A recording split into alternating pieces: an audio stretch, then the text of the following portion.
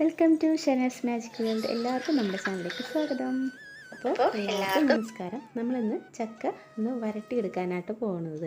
അപ്പോൾ അതിനായിട്ട് നല്ല പഴുത്ത ചക്ക കിട്ടിയിട്ടുണ്ട്. അപ്പോൾ അത് നന്നായിട്ടൊന്ന് ക്ലീൻ ചെയ്തെടുത്ത് വെച്ചിട്ടുണ്ട് കേട്ടോ.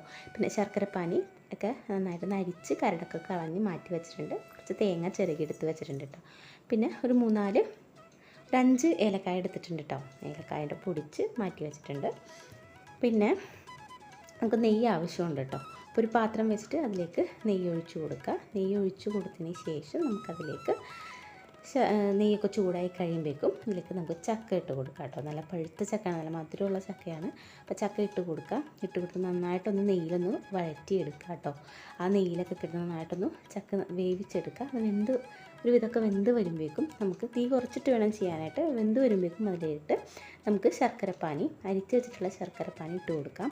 ഇട്ട് കൊടുത്തിട്ട് നന്നായിട്ടൊന്ന് അതിലൊന്ന് മിക്സ് ചെയ്തെടുക്കാം കേട്ടോ.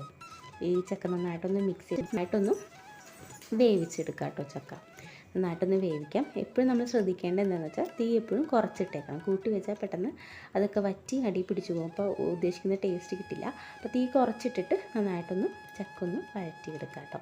നല്ലവണ്ണം ആ ശർക്കരപ്പാനിയിൽ ഈ ചക്ക നന്നായിട്ടൊന്ന് കിടന്ന് തിളച്ച് നന്നായിട്ട് വരട്ടിയെടുക്കാം കേട്ടോ.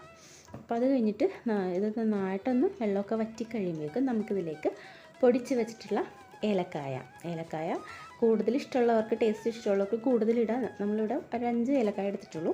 അപ്പോൾ അത് പൊടിച്ച് നന്നായിട്ടൊന്ന് ചേർത്ത് കൊടുത്തിട്ടുണ്ട് കേട്ടോ. അപ്പോൾ നന്നായിട്ടൊന്ന് ചക്കയുടെ ഫ്ലേവർ മുന്നിൽ നിൽക്കണമെന്നുണ്ടെങ്കിൽ അധികം ഏലക്കായ വേണ്ട.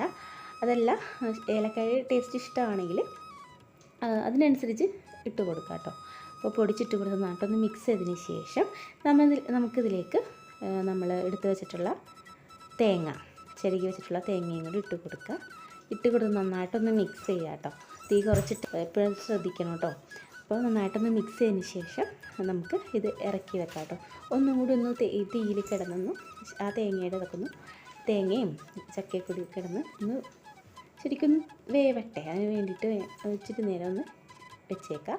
അത് കഴിഞ്ഞിട്ട് നമുക്കിത് തീ ഓഫ് ചെയ്യാവുന്ന കേട്ടോ. നമ്മുടെ അടിപൊളി ടേസ്റ്റായിട്ടുള്ള ചക്ക വരട്ടിയത് റെഡി ആയിട്ടുണ്ട് കേട്ടോ. ഇത് നമുക്ക് അടയുണ്ടാക്കാം, അതല്ലെങ്കിൽ പിടിയോ അപ്പോ ഒക്കെ ഇത് കുറച്ച് പൊടി എടുത്തിട്ട് ഇതിൽ മിക്സ് ചെയ്ത് ഉണ്ടാക്കാം. അതല്ലാന്നുണ്ടെങ്കിൽ തന്നെ കഴിക്കാൻ അടിപൊളി ടേസ്റ്റാണ്. നമുക്കിത് വെറുതെ കഴിക്കാം. അപ്പോൾ ചക്ക കിട്ടുകയാണെങ്കിൽ ഒന്ന് ട്രൈ ചെയ്ത് നോക്കുക. ഇഷ്ടമാവുന്നുണ്ട് നമ്മുടെ ചാനൽ സബ്സ്ക്രൈബ് ചെയ്ത് ലൈക്ക് ഷെയർ നമ്മൾ സപ്പോർട്ട് ചെയ്തേക്കാം. മറ്റൊരു കുഞ്ഞ് വീഡിയോയുമായിട്ട് പിന്നീട് കാണാം. Thank you.